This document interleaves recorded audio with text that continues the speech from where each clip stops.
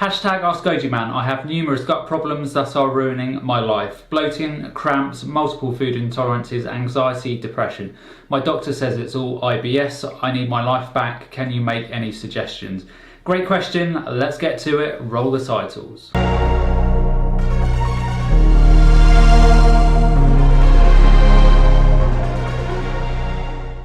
Welcome back, it's good to see you again. If we haven't met before, then hi, I'm Gojiman. I'm currently finishing a Masters in Nutrition and qualifying as a nutritionist, and next year I'll be studying for a PhD in Nutritional Science. I do plant-based nutrition videos every other day in which I answer your health questions under the hashtag Ask Gojiman. So if you have a question for me, then hashtag Ask Gojiman in the comments below, and I'll choose one of these to answer in my next video. So without further ado, to the question. Now I want to keep this video very simple and provide you with lots of valuable information, because a lot of the information out there in the mainstream is so wrong in terms of digestion and overall gut health.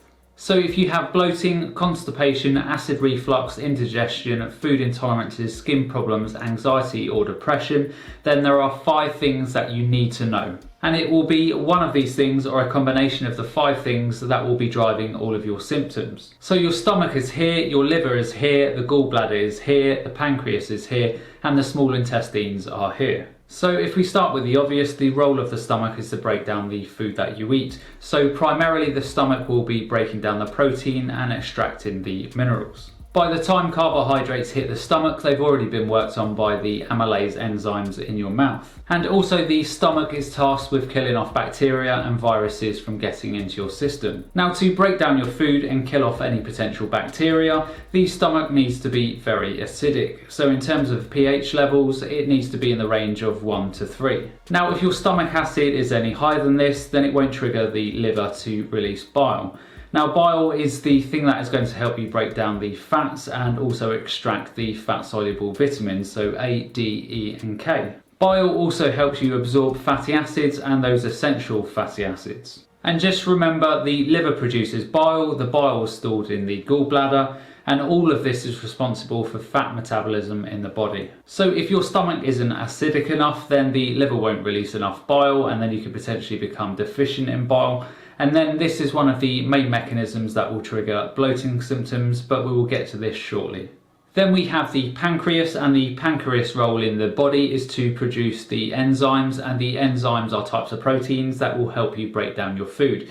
So you have specific enzymes to break down carbs, fats and proteins. So the stomach, liver and gallbladder all work together to break down the food before it is sent to the small intestines, where it is further broken down by the gut microbiome and all of the other different types of microbes in your gut. So again, just to reiterate, if your stomach isn't acidic enough, then the liver won't release enough bile and your pancreas won't release sufficient quantities of digestive enzymes. So then you're going to have a lot of undigested food hitting your small intestines. And in this scenario, you will be getting a lot of bloating, constipation, indigestion, and potentially reflux. One other thing that I forgot to mention, if your stomach acid isn't strong enough, then the little esophageal sphincter, which is the valve which sits on top of your stomach, well, it won't close properly, it will let acid up, and then this will create GERD and those reflux symptoms. Now the common misconceptions out there is that GERD and acid reflux symptoms are caused by too much acid, which is completely wrong. So then what people do is they throw antacids down their neck, which further compounds the issue. So not only did the antacids not fix anything in your stomach, they have just made all of your digestion a lot worse. Now a lot of the times, a lot of the symptoms you'll be experiencing can either come from the pancreas, gallbladder or stomach, so it can be incredibly difficult to locate the source of your problems. But here are a number of things that you can do. So firstly, you can take 1 to 2 tablespoons of apple cider vinegar before each meal to increase the acidity of your stomach. This will help increase the amount of bile and pancreatic enzymes being released. And if it's purely a stomach issue, then taking apple cider vinegar and increasing your stomach acid will trigger the esophageal sphincter to close, and it will help alleviate your GERD and reflux type symptoms. Now what you can also take after each meal is a bile salt supplement, because you can find that when you start increasing the stomach acid with apple cider vinegar, it takes a while for the liver and gallbladder to start motoring, especially if you've had digestive issues for a while. So if you take a bile salt supplement, this can really help the gallbladder until it can stand on its own 2 feet. And finally, you can take a digestive enzyme supplement before each meal, which will give your body a boost to further help break down your food. Now, as I always say on this channel, I'm really not a big fan of supplements, especially vitamins and minerals. But if you've had digestive problems for any period of time, then apple cider vinegar, bile salts and digestive enzymes will often be critical to get everything moving again. So take these for 1 to 2 months, and if you don't get a resolution of your symptoms, so the bloating, constipation, etc., then you know the issue doesn't reside in the stomach, gallbladder or pancreas, so your attention can then turn to the small intestines. Now, I will just caveat all of this and say that obviously your diet has to be good when you're taking these supplements, so no processed refined sugars, etc., and not lots of fat in your diet, as this will also put pressure on your gallbladder. And you'll also need to be drinking lots of water throughout the day to help with this overall process. Next up, let's jump into how you fix your symptoms if the source of your problems is in the small intestines. Now imagine, if you will, the size of a tennis court, and the size of a tennis court has the same surface area as your small intestines, and this is where all of your food is absorbed. Immunologically, this area is also super important, as it's where up to 60% of your immune system resides. Now, your small intestines is also a very perilous area, so it's literally just 1 cell thick, and it's just 1 cell between all of your toxins and bacteria in your gut and your bloodstream. So if this lining gets broken down from antibiotic use, poor diet, stress or gut infections, then you will potentially run into all sorts of health problems. Now, in terms of the gut bacteria in your gut, it totals about 3 to 5 pounds in weight, and there could be up to 500 different species located there. Another really cool way to look at it is there is more bacterial DNA in your body than your own actual DNA. Now, I'm sure you've all heard that you have both good and bad bacteria located in the gut, but you also have a third strain of bacteria that can be very bad for the gut. So if you have an overpopulation of bad bacteria in your gut, or even good bacteria that migrates into your small intestines, an area where you should have very minimal bacteria, then what can happen is that the food starts to ferment in your small intestines instead of being correctly absorbed. And this fermentation of food is caused by a condition called small intestinal bacterial overgrowth, or SIBO. Now, not many people realise, but up to 84% of people with IBS have SIBO as their underlying cause. And I will put the relevant studies below.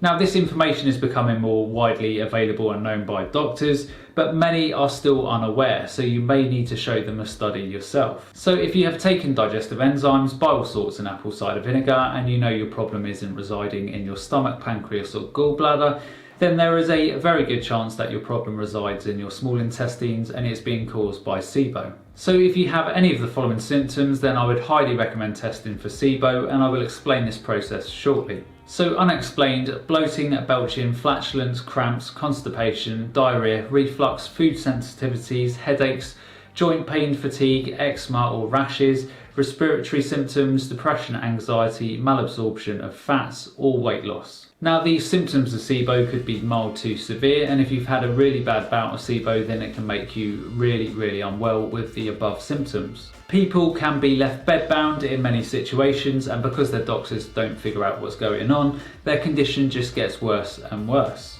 Now, a really good resource for you to have a look at if you suspect you have small intestinal bacterial overgrowth is Alison C. Becker's website. Alison C. Becker is one of the world's leading experts on SIBO, and I will link her website below.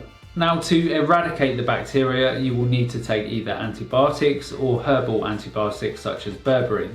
But again, more details can be found on Alison C. Becker's website. Now, the pharmaceutical antibiotic used in the treatment of SIBO is rifaximin. Now, I hate antibiotics with a passion, but this is one of the only antibiotics that isn't absorbed into the body. It only operates in the small intestines. So if you've had SIBO for many years, then it may require this approach. Alternatively, you can take herbal antibiotics such as berberine or allicin, but it will take a longer period of time to clear out the bacteria. During this period, you will also need to modify your diet and use the specific carbohydrate diet or the GAPS diet. And this is while you're in the killing off the bacteria phase, but again, all of the relevant information for Alison C. Becker's website will be down below. Testing for small intestinal bacterial overgrowth is very simple. You simply drink a lactulose solution and then simply test the amount of methane and hydrogen in a breath test. Humans can't digest or absorb lactulose, only bacteria have the proper enzymes to do this. So after the bacteria consume the lactulose, they will make gas, and if there is an overgrowth, this will be reflected in the levels of hydrogen and methane.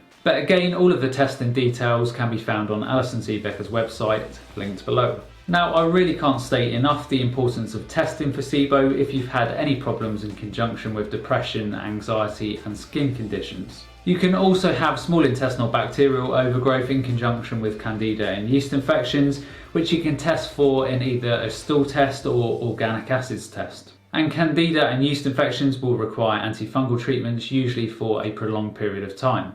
So now you know if you have any gut issues, where to look for the problems, so the stomach and its acidity levels, the gallbladder and the amount of bile, the pancreas and the amount of digestive enzymes, and the small intestines and the overgrowth of bacteria and yeast. So if you've been crippled with gut problems, then try apple cider vinegar, try the bile salts and try the digestive enzymes.